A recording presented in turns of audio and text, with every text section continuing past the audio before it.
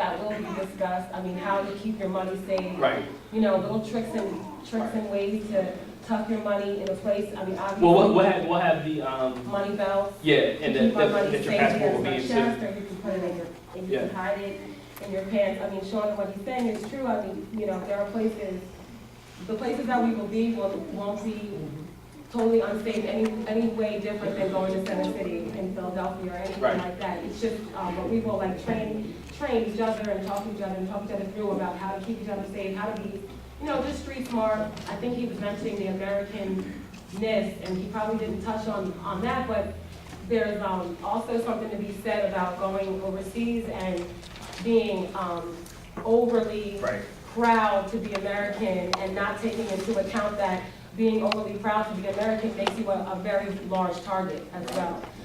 That even if you're upper middle class, lower class, it doesn't matter, that to them, your dollar is still worth 8 to 10 of their dollars, and that's still something more than they have, or they might possibly have.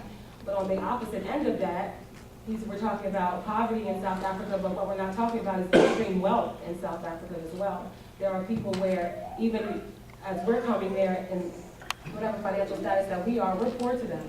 You know, they could be very, very wealthy in comparison to us. So you have to be aware of both extremes. It's not just everybody's not poor. And so I mean, actually, probably now that's probably the minority being Yeah. poor and begging. That's probably the minority in South Africa, where wealth is the majority. So, Cape Town, I didn't mention, but Cape Town is usually ranked. Is there ranked 1, 2, 3, and 5? I can see 4, but it's normally ranked one of the best, most beautiful cities in the world. And when I went there, I'm not sure if we met any Americans, but I met a lot of Australians, quite a few Europeans, a lot of people from other countries in Africa.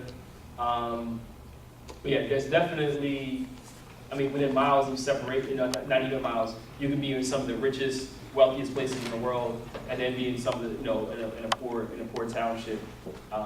That's pretty close. And something else, you've heard of Soweto in South Africa. That's actually short for Southwest Township.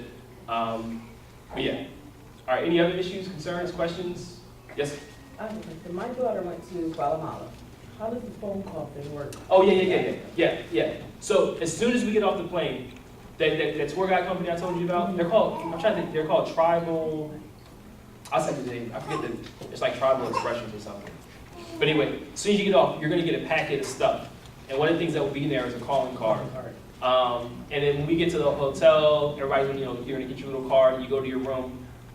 Well, you know, you're actually going to use the payphone, but you're going to call on the payphone and you'll have your calling card. So you'll have, as soon as you get there, you'll have about 25 minutes of calling time. Then if you need to get an additional calling card, you can. But you'll get that for free as soon as you get off the plane. Okay. I'll probably have to get a, because this is what the guy that ran the trip did when I went. I'll probably have to buy either on my phone or get another phone that I can do like international calls on, but I would only want to use that really for emergencies because it's expensive. Okay. Yep. But yeah, you'll definitely be in communication and yeah. Yes, sir. When we go to the hotel, you know. You'll have a roommate.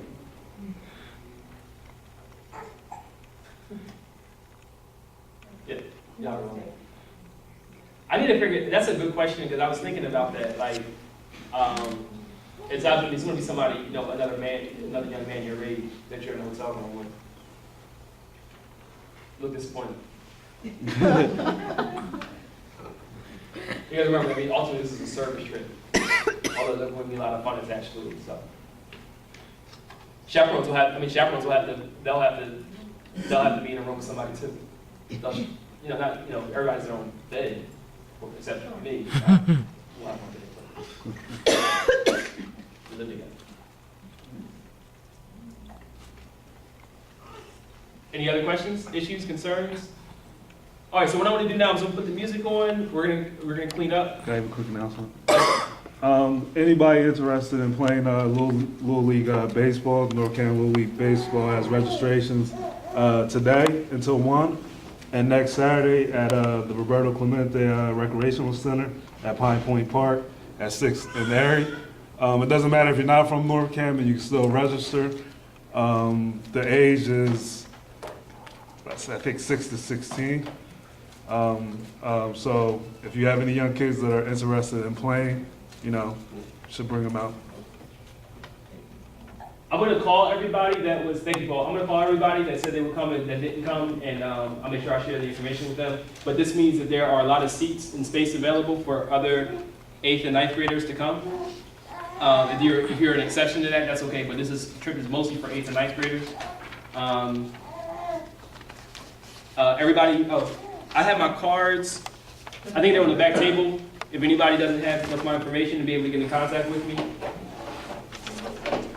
So I'm gonna put the music on, we're gonna clean up, but I would just ask you guys to stay around for just a few minutes and mingle, talk to people you don't know, and I'll see you on the flip side. If you have your MOU and you signed it, you can give it to me. If you didn't sign it because you're uncomfortable with something, you wanna talk to me about it, feel free. And if you heard something that you don't like, you don't want your kid to go on a trip, just let me know so that so I don't bother you with reminding you about meetings and stuff. But I would hope that